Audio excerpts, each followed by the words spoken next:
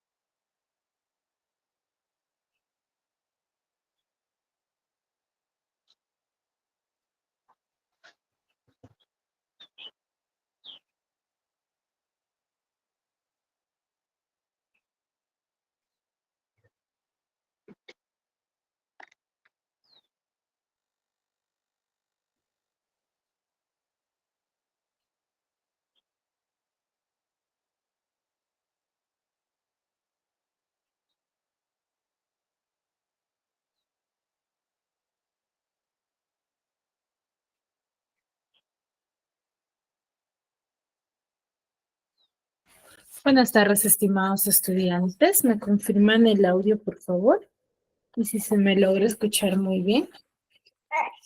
Sí, profesora, se escucha. Sí, profesora, se escucha Buenas bien. tardes, profesora, si se escucha su audio. Sí se Buenas escucha, tardes, profesora. chicos. Buenas tardes. Muy bien, vamos a iniciar con la sesión del día de hoy. Buenas tardes. Buenas tardes con todos. Buenas tardes, profesora. Buenas tardes, profesora.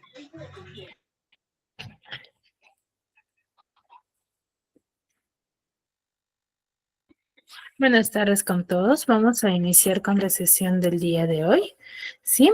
Para ello vamos a poner algunas reglas y normas básicas que se va a trabajar durante cada clase. ¿Ya, chicos? A ver, recuerden que la asistencia de cada uno de ustedes va a ser registrada de acuerdo a la participación. Chicos, tengan en cuenta ello, que durante la clase, si tienen dudas, si tienen consultas, debemos de participar. ¿Ya, chicos? O cuando yo normalmente hago preguntas referente al tema que estamos desarrollando. ¿Sí?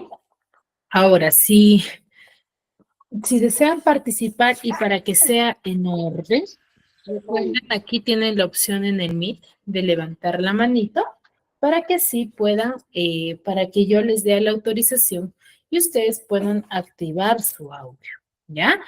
Utilizan esa opción de levantar la manito para que yo les dé la autorización y así puedan participar en orden y no todos en conjunto, ¿ya? Recuerden que de acuerdo a la participación de cada clase, ¿sí? Si tienen inconvenientes o durante la clase, yo realice preguntas o consultas referente al tema y no me puedan responder, me lo hacen saber por medio del chat del grupo de acá del Meet, ¿sí?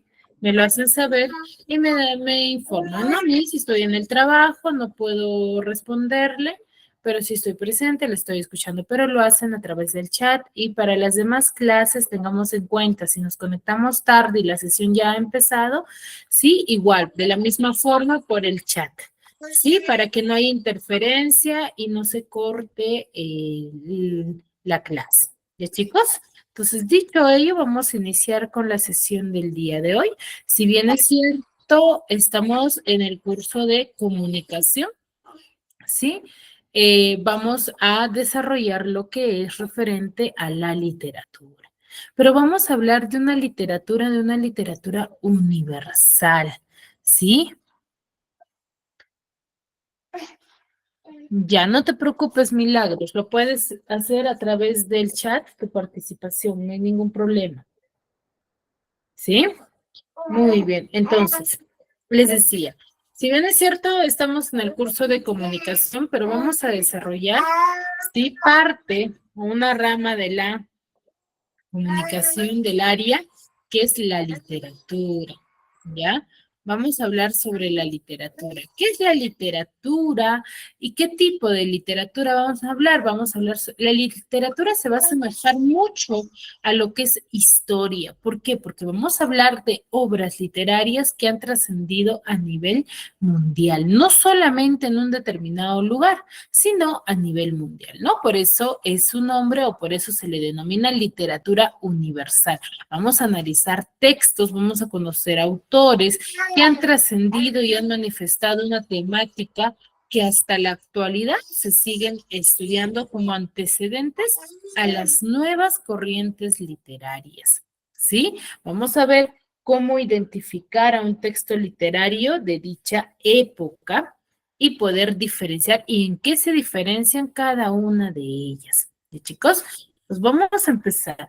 Como si bien es cierto, hablamos de la literatura universal y la literatura universal va a tener un primer movimiento que es el clasicismo, la corriente literaria del clasicismo.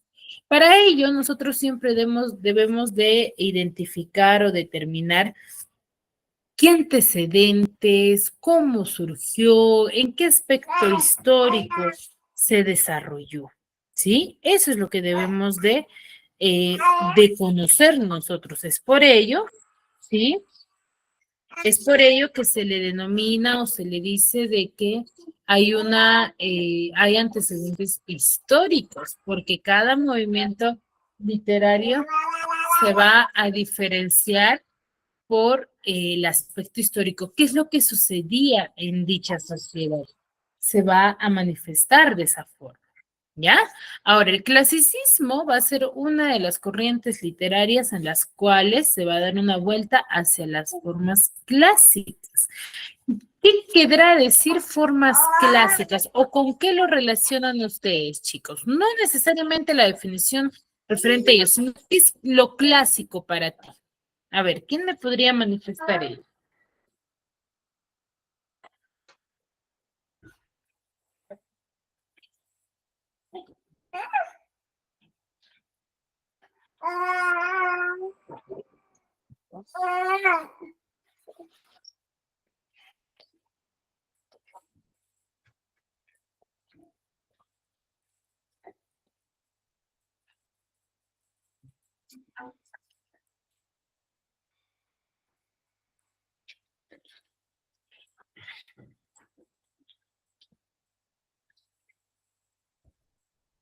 Chicos, a ver, ¿pueden levantar la manito para que Buenas puedan tardes. participar?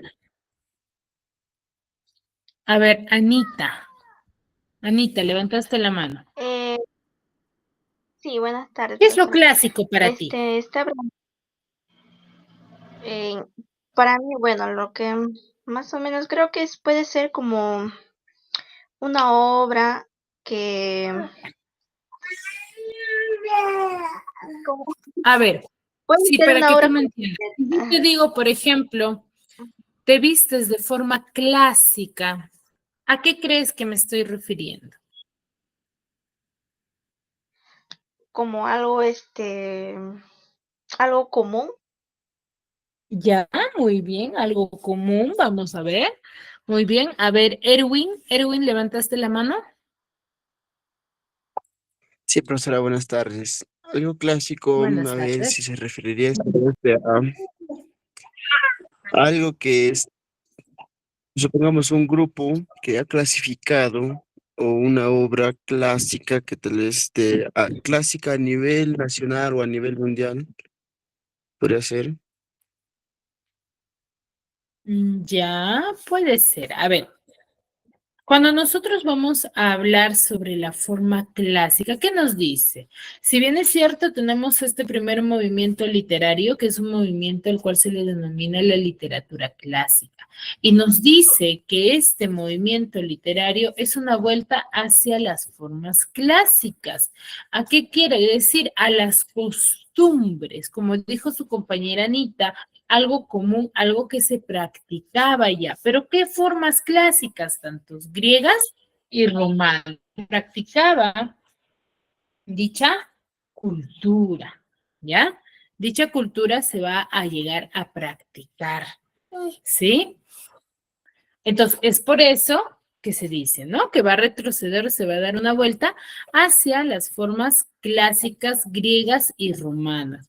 Pero estas formas clásicas no solamente se van a desarrollar en la literatura, en los textos, sino también en todas las artes. Sabemos muy bien que en una determinada época se van a llegar a difundir diferentes obras de arte, ya sean manifestaciones artísticas como en la literatura, en la pintura, en la música, en la arquitectura, ¿cierto? Entonces, dicha manifestación se va a dar a conocer en todas las artes, ¿ya?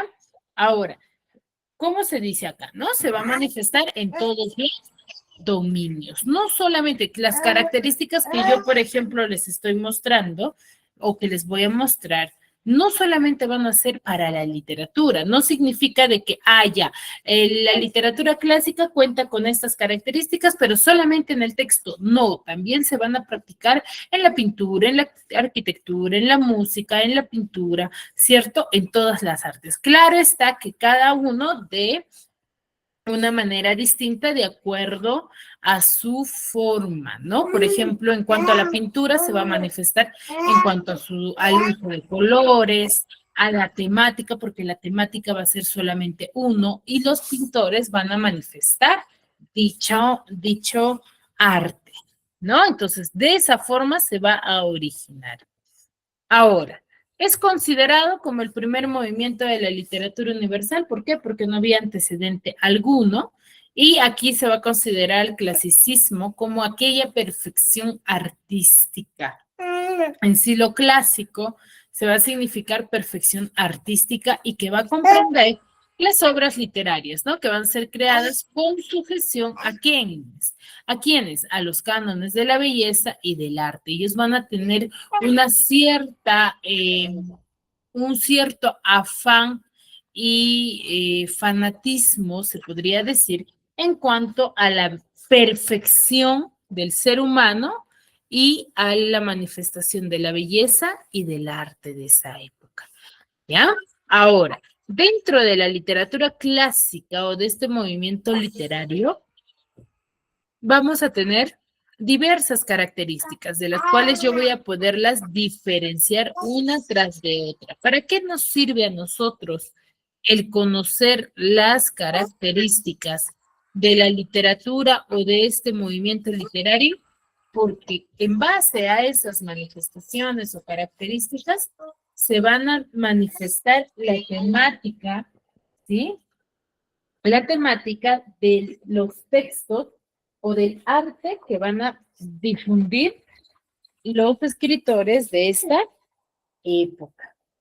Primero que todo, van a tener la característica de ser originales. ¿Por qué creen que van a ser originales?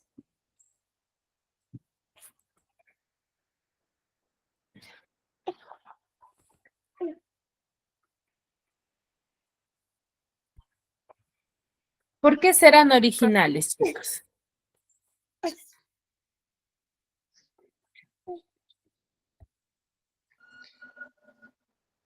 Profesora, por Anita, favor, puede repetirlo. Por favor, no le entendí bien, puede repetirlo. a ver, les decía que para nosotros hablar del texto literario de la literatura clásica, ¿sí? Van a tener ciertas características. Una de las características es que va a estar dotada de originalidad.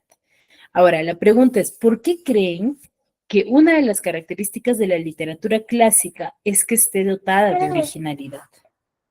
¿Por qué creen ello?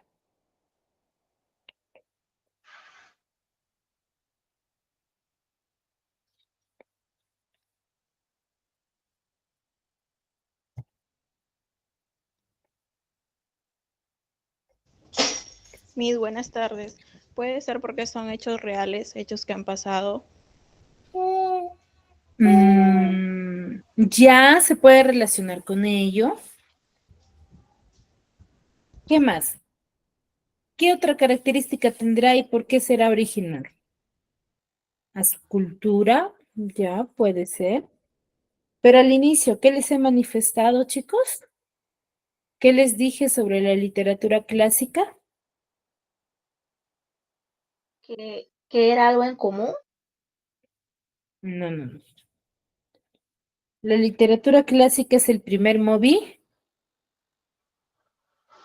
Movimiento. es el primer movimiento literario. Exacto. Es por eso que va a ser original, porque no va a tener un antecedente. Son los primeros en difundir. ¿Sí? Ahora, va a tener armonía, coherencia en cuanto a la concurrencia de los hechos, ¿sí? Que ellos van a plantear. Va a surgir, o mejor dicho, van a respetar la normatividad que se va a manifestar durante ese tiempo y va a haber mucho didactismo, ¿no? Didactismo en cuanto a la forma de manifestación de las historias de esa época. ¿Sí? Una de las características muy difundidas y significativas de la época va a ser que va a estar dotada de fatalismo. Es una de las características principales de este movimiento a los cuales se va a diferenciar, ¿no? Esta característica los va a hacer diferentes o va a ser propio del clasicismo. ¿Por qué va a ser propio del clasicismo? Porque va a estar en base al final de los hechos, ¿sí? Al final de la historia. Estos tipos o en este movimiento literario, la historia que se va a manifestar no va a ser una historia con quizás como nosotros en la actualidad conocemos, ¿no? Con un vivieron felices para siempre. Sí, para que se desarrolle dicho final va a tener ciertos antecedentes fatales que va a marcar mucho la historia, ¿no? Como es el desenlace de la historia. Es por eso que es una característica muy importante dentro del fatal, dentro de la literatura clásica. Ahora, sabemos muy bien que de tiempos muy antiguos, sí, el ser humano ha tenido muchas, se puede decir, vanidades y también creencias, ¿no? Una de las creencias va a ser que los clásicos, o mejor dicho, los griegos, van a tener una cierta inspiración en su mitología, ¿no? En su cultura. Ellos tenían dioses a los cuales adoraban durante mucho tiempo y a los cuales ellos les rendían culto, ¿no? En base a los actos, ellos tenían el dios del mar, el dios del aire, el dios del vino, ¿sí? Van a tener muchos dioses, los cuales van a formar parte de las historias, ¿sí? Va a haber antropocentrismo, ¿sí? La idolatría, o mejor dicho, la sobrevaloración del ser humano, ¿sí? Y el esteticismo, ¿no? El esteticismo en cuanto a la belleza, cómo se mostraba el hombre dentro de esa época, ¿sí? Entonces tiene lo más importante de la literatura clásica dentro de sus características va a ser uno, el fatalismo, el otro, la inspiración en su mitología, en sus divinidades, en sus creencias, y el antropocentrismo, ¿no? La sobrevaloración del ser humano y buscar la perfección de él, ¿no? Entonces, esto van a ser las características fundamentales de este movimiento literario, ¿sí? ¿Hasta ahí todo claro? Sí, profesora. Sí, Misa, claro.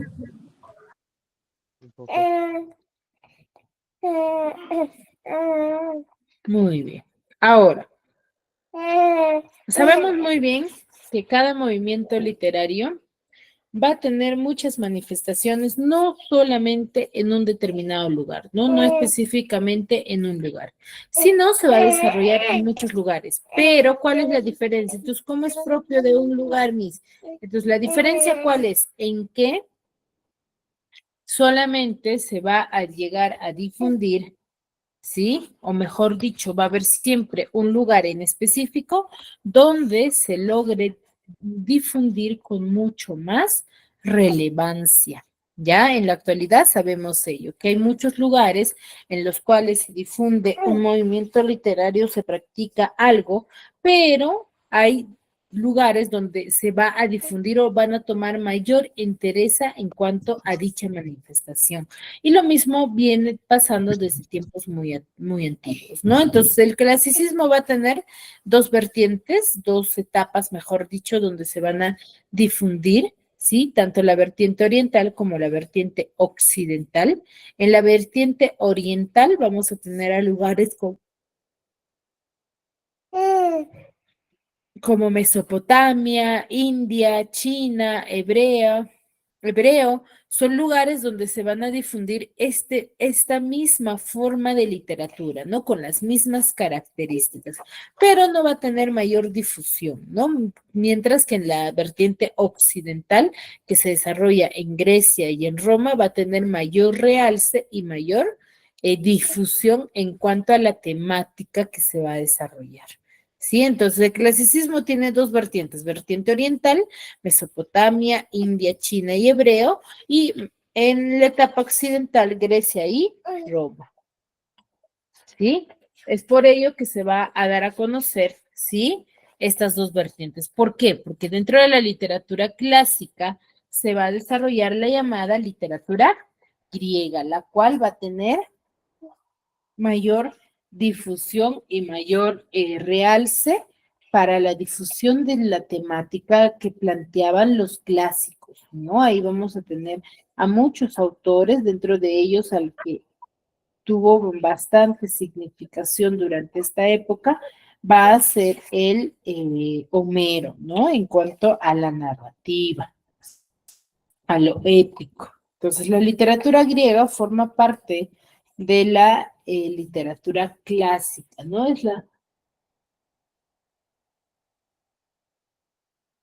Se le denomina de esta forma, ¿por qué? Por el lugar donde va a surgir, ¿no? Que es Grecia. ¿Qué tiempo se desarrolla? Se desarrolla a partir del siglo IX en Occidente, es por eso que pertenece a la vertiente occidental, en Grecia durante la Edad Antigua. ¿Qué características va a tener esta literatura griega?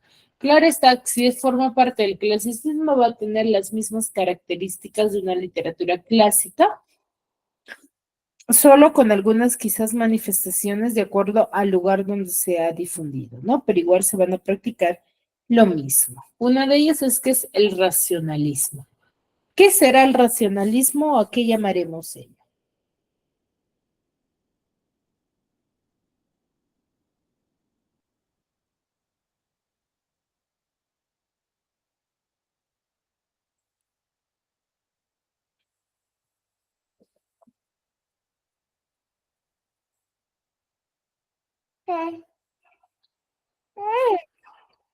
Chicos, ¿qué querrá decir racionalismo?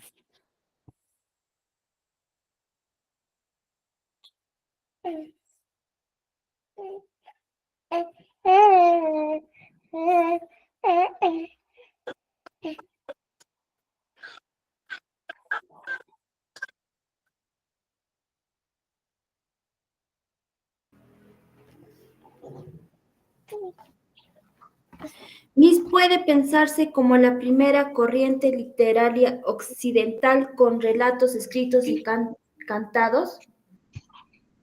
Ya, esa es la definición de la literatura griega, pero ¿por qué decimos que la literatura griega es racionalista? ¿A qué creen que hagamos referencia?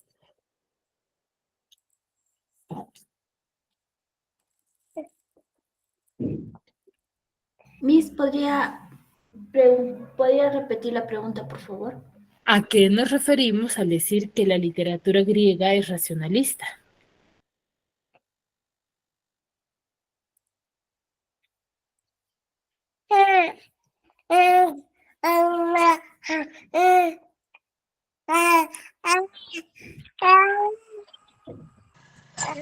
Miss, porque viene de la corriente fisiológica.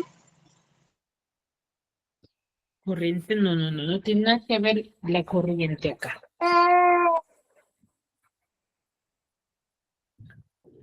Racionalista, ¿qué les viene a la cabeza cuando yo digo racionalista? ¿Con qué lo relacionan, chicos? A tipos de razas. Miss. ¿Raza será? Miss, que prima el uso de la razón. Exacto, muy bien, Cleto. Cuando nosotros hablamos del racionalismo, ¿sí? Referente a una característica de la literatura griega, significa que los griegos van a ser bastante razonables. ¿Qué quiere decir? Van a actuar con la razón, más que con el sentimiento que vayan a tener referente a alguien. Ellos actúan con la razón, ¿sí? Entonces, por eso, ustedes se dan cuenta que es una de las primeras características de que forma parte de la literatura griega, ¿sí? Entonces va a ser racionalista. Ahora, ¿qué característica comparten la literatura clásica con la griega? Es que su final, ¿no? El final de sus historias son bastante fatalistas. Esa es una de las características, ¿ya? Va a haber un antropocentrismo y antropomorfismo, tanto la adoración y la manifestación hacia el hombre, hacia el ser humano, ¿sí? Como también va a haber una manifestación en honor a sus dioses, ¿sí? A sus dioses. Entonces, una de las manifestaciones que se va a practicar también durante esta época. ¿Ya? Ahora, búsqueda de la belleza. Sabemos muy bien que los griegos y los clásicos tienen ese afán de buscar la perfección del ser humano, ¿no? La belleza, la perfección. Y eso lo hemos podido notar, por ejemplo, en algunas películas que hemos visto nosotros que pertenecen a esta época. ¿Ya? ¿Y por qué? Porque los personajes no son nada, no son ser despreciables, ¿cierto? Son bastante significativos en cuanto a la belleza que muestra. Ahora, el artista va a ser adicto a lo intelectual. ¿Qué querrá ser o qué significará la palabra intelectual? ¿A qué nos referiremos?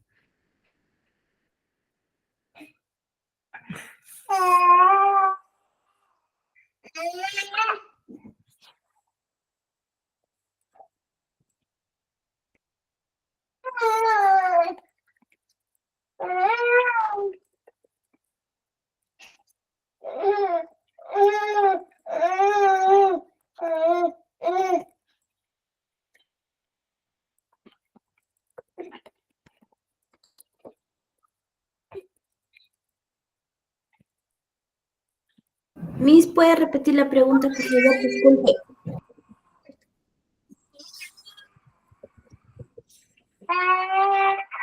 A ver, referente a la última característica de la literatura griega, ¿a qué nos referiremos con ello?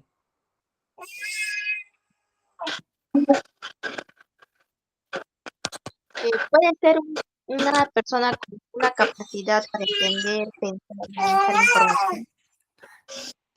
Miss puede ser una persona estudiosa que le gusta estudiar. Exacto, muy bien, lo relacionaron muy bien. Excelente. Una Exacto, persona dice con que tienen o demuestran capacidad, muy bien, en el chat también están interactuando, excelente. Sí, tienen mucha razón. Cuando nosotros hablamos de que el artista, mejor dicho, el escritor o el que difundía esta forma de literatura va a ser adicto a lo intelectual, ¿por qué? Porque tiene la capacidad de querer seguir aprendiendo, de querer seguir conociendo. Esa es la finalidad. ¿Sí? Es la finalidad de dicha literatura. Entonces, el ser humano de esta época no se conformaba, ¿sí? Con solamente conocer sobre un tema, sino por querer conocer mucho más de diversos temas, ¿no? Entonces, eso va a ser una de las características, ¿no? Ello, por ejemplo, lo vamos a ver en las obras literarias que forman parte de esta corriente literaria, ¿ya? Ahora, esta literatura griega, esta forma de literatura, se va a desarrollar a partir del siglo IX antes de Cristo, y tiene tres etapas: la etapa arcaico o jónico, la etapa ático y la etapa alejandrino o helenístico. Cada etapa va a tener diversas manifestaciones y características. La etapa jónico y el arcaico va a ser una etapa conocida como la etapa de origen. Es una época en la cual va a estar difundido las historias por los aedos y por los rapsodas. ¿Quiénes son ellos? Los aedos y los rapsodas van a formar parte de esta historia. Porque si bien es cierto, ustedes consideran de que la literatura de esta época se va a difundir de la misma forma en la que se difunde en la actualidad, ¿o será distinto? Es distinto, Miss. ¿Va a ser diferente? Va a ser diferente, profesora. Va a ser diferente, exacto. ¿De qué forma? A ver, ¿en qué se van a diferenciar?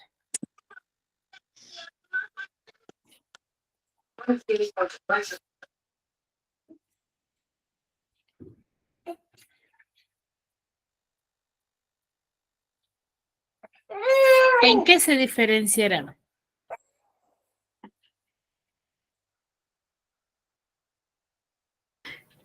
¿Costumbres? ¿En las costumbres? Ya puede ser.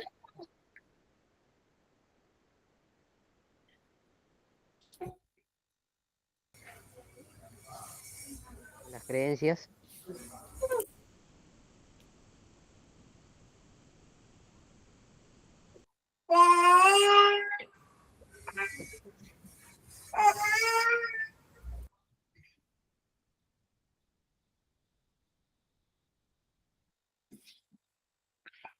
¿En qué los siglos pasados dice? A ver, acá por el chat.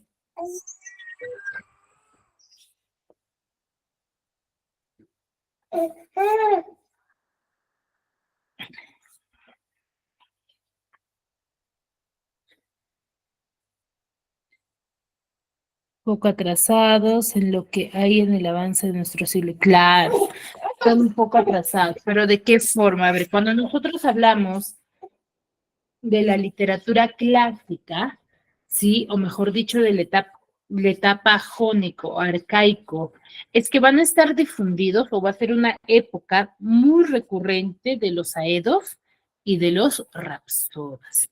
¿Quiénes o cómo creen ustedes que en esta época se difundía las historias o la literatura? ¿Cómo creen?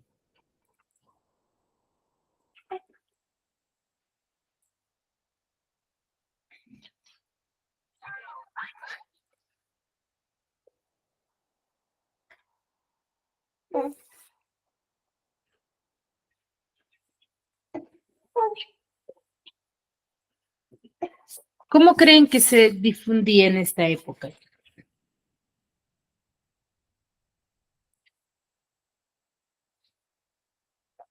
A ver, ¿cómo creen que se habrá difundido? ¿Cómo creen que se habrá dado a conocer? En la actualidad, claro está, que conocemos porque a través del tiempo se ha ido modificando, ha ido cambiando. A ver, Tracy, ¿levantaste la mano? Yo creo que era por manuscritos y copias manuales. Disculpa. Yo creo que era de forma en la que, perdón, yo creo que era por manuscritos o copias. Ya, puede ser una forma. A ver, en dicha época, ¿sí? se va a difundir con los aedos y los rapsodas. ¿A quiénes se les decía aedos y rapsodas? Los aedos y los rapsodas eran personas que iban, o ustedes, por ejemplo, conocen a los famosos chasquis de la cultura inca. ¿Saben quiénes son los Sí. chasquis, verdad? Sí, Ya. Miss. Entonces, en la Sí. literatura griega o en la costumbre griega son iguales los chasquis. ¿Por qué? Los chasquis van a ser, mejor dicho, los aedos y los rapsodas eran personas que iban de pueblo en pueblo contando y difundiendo su literatura, las historias.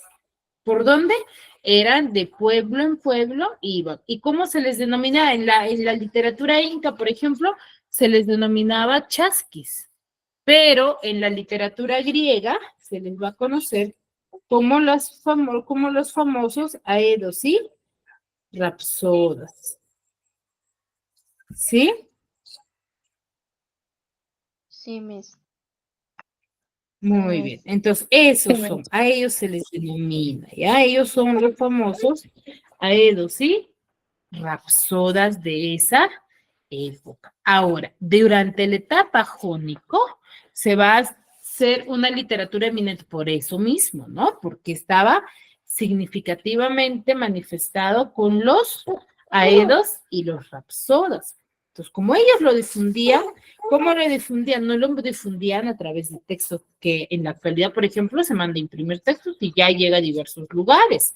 Pero no, en esa época se van a llegar a difundir de esta forma, ¿no? Como con historias contadas, ¿no? Entonces, que iba de pueblo en pueblo difundiendo las diversas historias y hazañas de los héroes. ¿Por qué? Porque en esta época se va a llegar a desarrollar una historia eminentemente oral, ¿sí?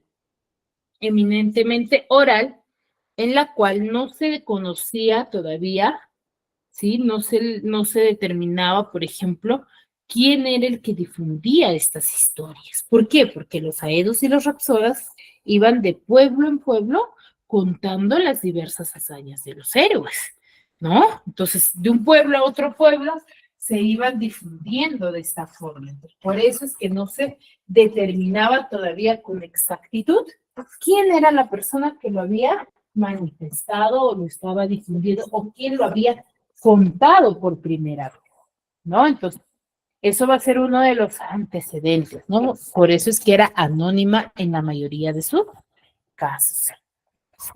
¿Sí? Ahora, Sí, Miss.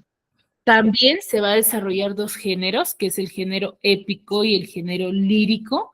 El género épico, que va a estar desarrollado con Homero y Hesíodo, y en el género lírico, que hace referencia a la poesía, con Safo y con Píndaro. ¿Ya? Safo y Píndaro van a ser dos de los grandes manifestantes en esta época.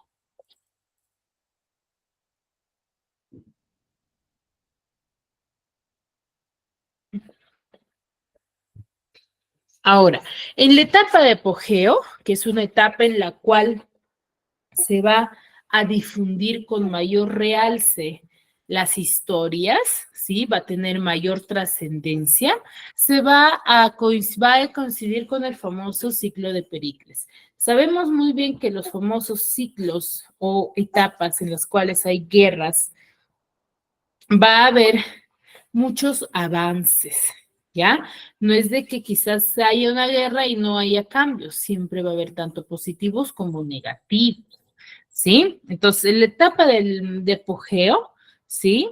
Que va a coincidir con el famoso siglo de Pericles, va a aparecer el género dramático con Sófocles, ¿sí? Y Aristófanes. Entonces, aquí, por ejemplo, ya el teatro va a tener mayor realce, va a tener mayor trascendencia, la literatura de esta forma o de la temática en la cual pretendían difundirla va a ser muy significativa durante esta época. Y ya en la época de decadencia es que no significa que va a perderse por completo esta forma de literatura, sino que ya va a dejarse de difundir de la misma forma como se hacía en la etapa de origen o de apogeo, ¿no? Ya no se va a practicar esa misma forma de literatura, va a ir cambiando o modificándose, ¿no? Y aquí vamos a tener a Menandro y a Teófilo, ¿sí? Sé que son dos grandes autores que nos dan a conocer durante esta época. A ver, vamos a ver un pequeño video respecto a esta literatura. Hola amigos de YouTube, hoy veremos las características y métodos de la literatura clásica. Para que se pueda comprender mejor, ¿ya?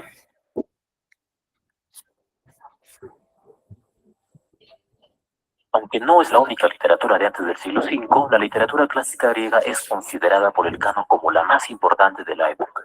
La definiremos como la primera corriente de la literatura universal, la cual se desarrolló en Occidente, en Grecia y Roma, durante la Edad Antigua. Tiene las siguientes características. Las obras se inspiran en mitos, sus historias giran alrededor del siglo troyano o ciclo tebano. El destino es inevitable en sus historias. Destaca Edipo, quien es destinado a matar a su padre, y con todos los giros de la trama, esto llega a suceder inevitablemente. La búsqueda de la belleza mediante la armonía entre forma y fondo. El estilo está determinado por el tema. Por ejemplo, la epopeya requiere un lenguaje elevado, la tragedia un lenguaje solemne y la comedia un lenguaje coloquial. La literatura griega clásica tiene también un fin didáctico, ya que posee un afán de inculcar valores. Es racional. Los dioses y personajes no se mueven casualmente ni de milagros, sino a causa de motivos o razones. Todo está sistematizado. Esta literatura es también antropomórfica, ya que sus personajes tienen cualidades humanas. Incluso los dioses tienen estas características, ya que se alimentan, beben e incluso tienen un mundo psicológico, tal como los humanos. El clasicismo griego se puede dividir en 4 periodos o etapas: la etapa jónica o arcaica, la etapa ática o clásica, la etapa alejandrina y la etapa latina. La literatura del periodo arcaico se caracterizó porque sus textos eran orales y en verso. Sus poemas entonaban a los dioses. Resaltan de esta época la Ilíada y la Odisea, obras atribuidas a Homero, de quien se duda su existencia. A la discusión de si ambas obras fueron escritas por Homero se le denomina la cuestión homérica. Destaca también en esta etapa Hesíodo con los trabajos y los días y Teogonías. Además, en el género lírico encontramos a Píndaro y Safo de Lesbos, término del cual, por cierto, proviene la palabra lesbianismo. En la etapa ática o clásica se producen las guerras médicas entre Grecia y Persia. Los griegos ganan y consolidan su hegemonía o poderío en Occidente. De este periodo destaca la tragedia con Esquilo, Sófocles y Eurípides, y en la comedia Aristófanes. La obra que más conocemos de esta etapa es Edipo Rey de Sófocles. La etapa alejandrina o helenística es marcada por la muerte de Alejandro Magno y el suicidio de Cleopatra y su amante Marco Antonio. Esta etapa se caracteriza por el declive de la Grecia clásica y el ascenso del poder romano. Sobresalen Menandro y Teócrito. En la etapa latina, palabra que alude a Roma, pese a que la hegemonía o el poder de Occidente lo tiene justamente Roma, que conquistó a Grecia, la cultura dominante sigue siendo de Grecia. En esta etapa resalta el nombre de Virgilio, quien escribe la obra épica La Eneida, por encargo del emperador Augusto, con el fin de que Roma tenga su propio ciclo troyano o su propia literatura y cultura. En la lírica se distingue a Horacio y Ovidio. La literatura griega de la antigüedad es importante porque ha influido de manera determinante en la literatura occidental y universal. Gracias por ver este video, puedes compartir el conocimiento y suscribirte a este canal.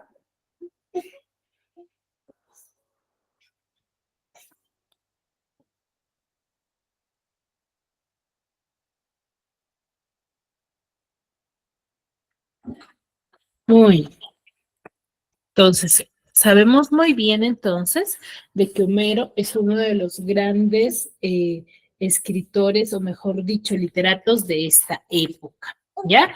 ¿Quién es Homero? Homero es un anciano ciego, se le denomina así. En la literatura griega se le denominaba de esta forma, ¿sí? A Homero se le denominaba, ¿no? ¿Por qué? Porque él había perdido la vista. Entonces, a Homero, o mejor dicho, en Grecia, a los hombres o personas que perdían la vista, se les denominaba o se les daba el nombre de Homero. ¿sí?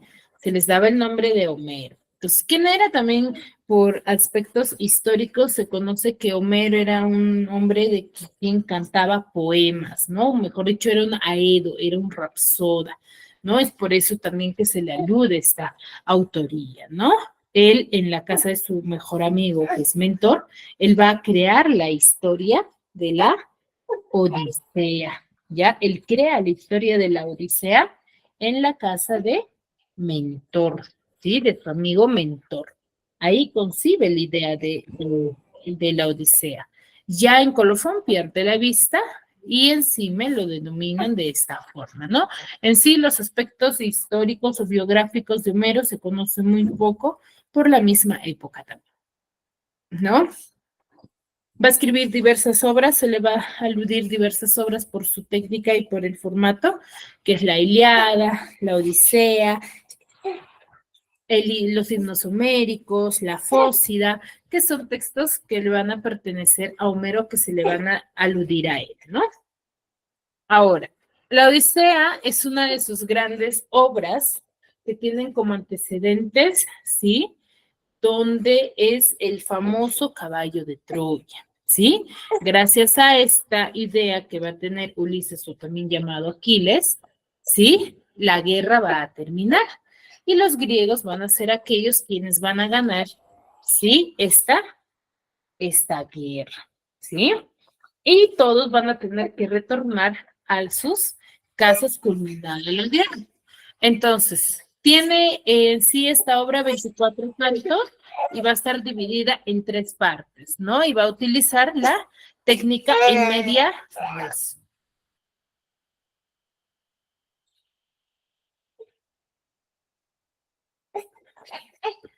Entonces, debido a que ya ganaron la guerra, la historia de la Odisea va a desencadenar hechos históricos referente a la vuelta de Ulises a su casa, ¿no? Esta obra va a estar compuesta por 3 etapas, que es la telemaquía, las aventuras de Ulises y la muerte de los pretendientes. En la telemaquía se va a narrar, ¿sí? A su hijo, donde ya cansado de los abusos que van a tener los pretendientes con su madre y en la casa donde ellos vivían, va a buscar a su padre o noticias de él, porque ya se conocía de que varios guerreros habían regresado. Entonces, él va a ir a buscar va a viajar a Pilos, a ver a Néstor y saber y conocer de su padre, ¿no? Lo mismo hace con Menelao en Esparta, pero nadie le puede dar ninguna noticia sobre su padre. Entonces, mientras él está buscando noticias de su padre va a estar en Calipso con las ninfas, en el cual Aquiles, o también llamado Ulises o Odiseo, ¿sí? Va a considerar que recién había estado semanas, pero ya habían pasado 7 años desde que él había sido embrujado y estaba en este lugar, en Calipso. Entonces, Zeus va a decidir, Zeus, que es un dios griego, dios del mar, va a decidir liberar a Odiseo de las ninfas de Calipso. Al ver la humillación que sufre su hijo, ¿sí? Con los pretendientes. Entonces, ahí culmina la historia o la primera parte, ¿no? Luego se van a narrar todas las aventuras o travesías que va a tener que afrontar Ulises, ¿sí? A camino a casa, ¿no? Va a pasar por las ninfas, que es uno de los obstáculos, va a pasar por los cíclopes, ¿sí? Va a pasar por los cíclopes, por el canto de las sirenas, sí, por diversos obstáculos que va a ir afrontando, y es que aquí en esta parte se va a notar esta capacidad de lo intelectual de Ulises. ¿Por qué? Porque él va a tener que afrontar con sabiduría cada obstáculo, con algo razonable, pero a la vez, ¿sí? Con ser obediente, ¿ya? Porque muchos de los acompañantes que va a tener Ulises van a ser bastantes desobedientes, los cuales van a tener que sufrir ciertas consecuencias en base a su desobediencia, ¿sí? Entonces, aquí se va a ver ello, ¿no? Esa característica de lo intelectual. Ya al final, la tercera etapa se va a desarrollar cuando Ulises llega a casa y observa que muchos de los pobladores habían tomado su casa, ¿no? Y que querían como tomar como esposa a la esposa de Aquiles, ¿no? Entonces Telémaco le cuenta y su siervo fiel le van a contar, ¿no? Entonces ahí, con ayuda de una de las diosas, ¿sí? Va a él vestirse o se va a convertir en un mendigo, el cual, ¿para qué? Para que nadie lo reconozca.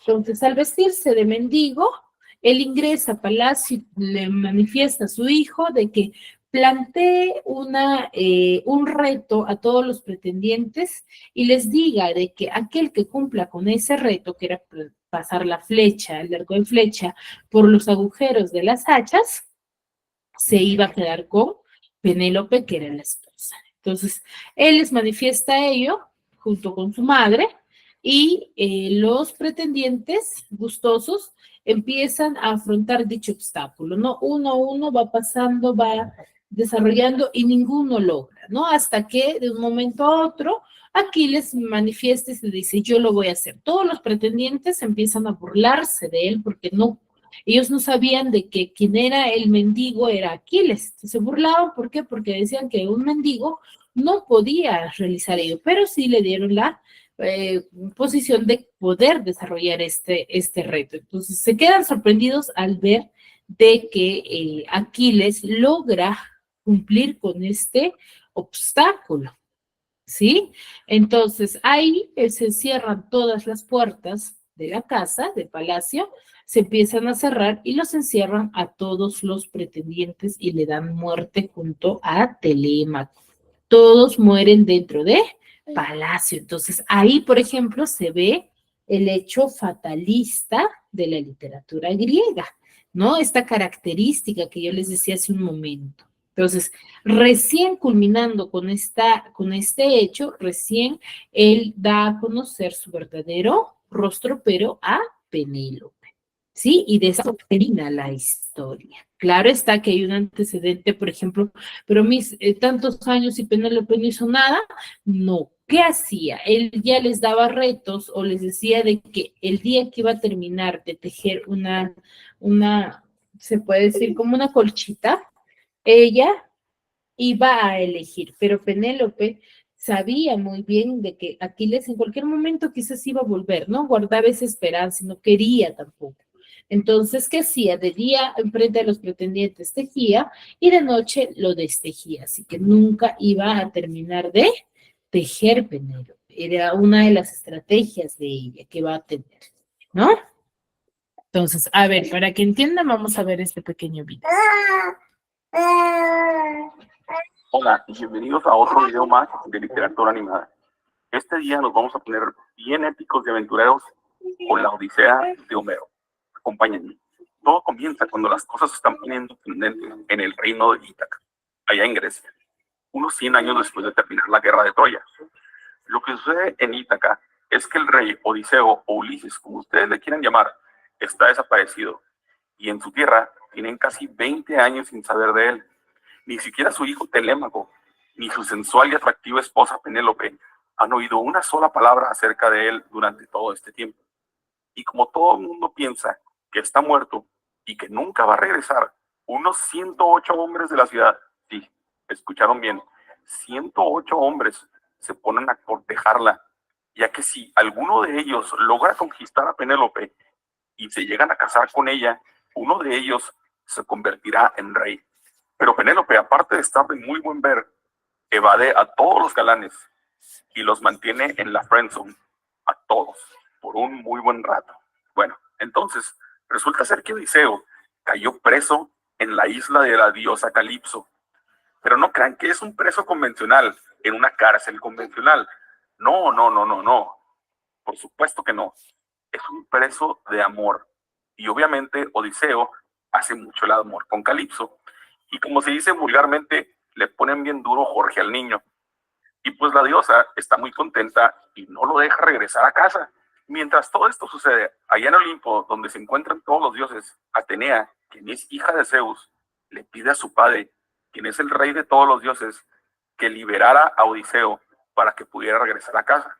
Zeus es persuadido por Atena y este emprende su viaje en el mar, pero el dios del mar, Poseidón, enojado con algunas fechorías que había hecho Odiseo, le deja caer una tormenta en medio del mar y lo desvía de su rumbo. Y se preguntarán, ¿por qué estaba enojado Poseidón con Odiseo? Pues bueno, resulta ser que una vez acabada la guerra de Troya, Odiseo zarpa en un barco lleno de itacenses listos para ir a casa. Estos se desvían por causa de muchas tormentas y sin querer llegan a la isla de los cíclopes. Pero no vayan a pensar que los cíclopes eran todos unos galanes, como los que salen en los X-Men, porque los de la mitología griega eran monstruos gigantes que solo tenían un ojo. Y por desgracia, uno de estos monstruos se come a varios itacenses que acompañaban a Odiseo. Pero antes de que se comiera a Odiseo, este le da un nombre falso. Odiseo le dice al cíclope que se llama Nadie. Esa misma noche lo emborracha y hace una lanza mientras este está dormido. Y madres, se la clava en su único ojo y Ulises logra escapar. Bueno, resulta ser que el cíclope es hijo directo de Poseidón y es por eso que él le avienta una gran tormenta a Ulises cuando éste se dirigía a Ítaca y tarda casi 10 años en regresar a casa después de que acabó la guerra. Después pasan por la isla de Eolo, que está en camino a Ítaca, solo para desviarse otra vez y caer en la tierra de Circe, donde se encuentran con sirenas. Pero no crean que son como la sirenita de Disney. En la mitología griega, estos eran monstruos que tenían voces hermosas que hipnotizaban a todos aquellos que escuchaban sus cánticos, para después devorarlos. Pero Odiseo, siendo el protagonista de nuestra historia, será el primero y el único en escuchar el canto de las sirenas y vivir para contarlo. Después desembarcan en la isla de Helios, dios del sol, donde hay muchas vacas. Pero antes de llegar a esta isla, habían recibido advertencias que no se comieran esas vacas o podían morir. Pero 6 de sus hombres, en vez de morir de hambre, deciden comerse las vacas y mueren. Bueno, ya finalmente Odiseo regresa a Ítaca y con la ayuda de Atena, este logra hacerse pasar por mendigo para pasar desapercibido y tratar de entender la situación actual en su tierra. Todo para enterarse de que su muy sexy esposa tiene muchísimos pretendientes y que estos solo quieren llevársela a la cama y comerse su comida. Durante ese episodio, Penélope, cansada de esperar, decide que le va a dar la oportunidad a uno de todos sus pretendientes, pero únicamente si pueden pasar una prueba muy difícil, que consiste en utilizar el arco de Odiseo para lanzar una flecha a través de las cabezales de 12 hachas. Después de que Odiseo gana la competencia como todo un campeón, este revela su verdadera identidad a todos los presentes. Y madres, que Odiseo se vuelve loco y como poseído por el demonio y con sed de venganza por todo lo que había visto, acribilla a todos los pretendientes de Penélope, su esposa. Y como había matado a todos los jóvenes de Ítaca, los padres de los jóvenes le reclaman, pues ¿qué te pasa? ¿Qué mataste a nuestros hijos? Y en eso entra Atena para solucionar el caos y les dice que ella ya está cansada de tanto drama y tanta violencia y ya es hora de vivir en paz, por lo cual todos se acuerdan y terminan todos viviendo en paz.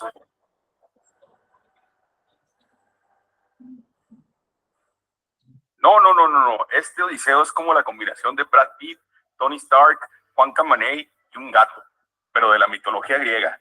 Tan solo pónganse a pensar en esto. Aparte de ser rey de Ítaca, que no es cualquier cosa, es prisionero de amor de una diosa y su castigo es ponerle bien duro Jorge al niño en una isla en el Mediterráneo. Qué envidia y qué mal se la pasa Odiseo, ¿no?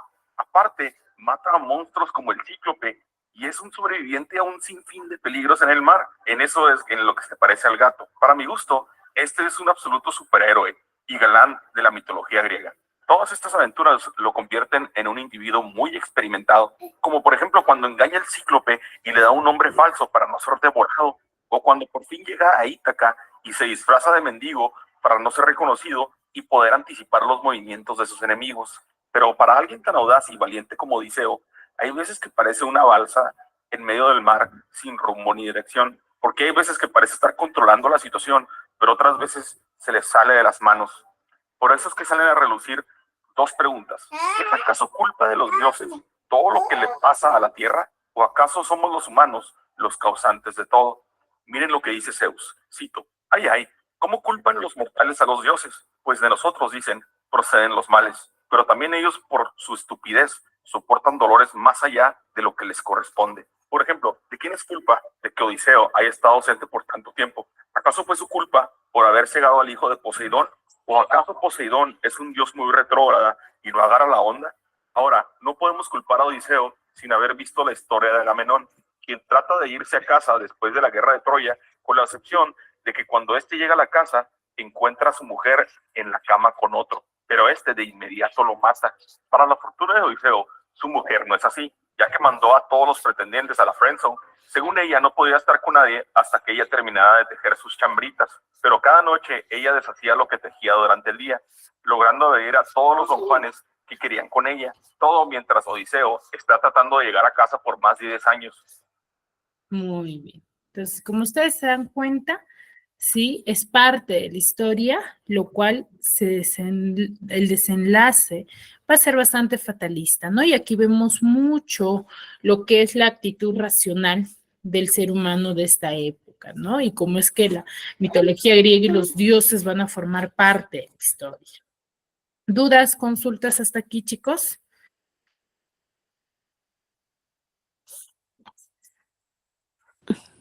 Ninguna, Miss. Muy bien, chicos.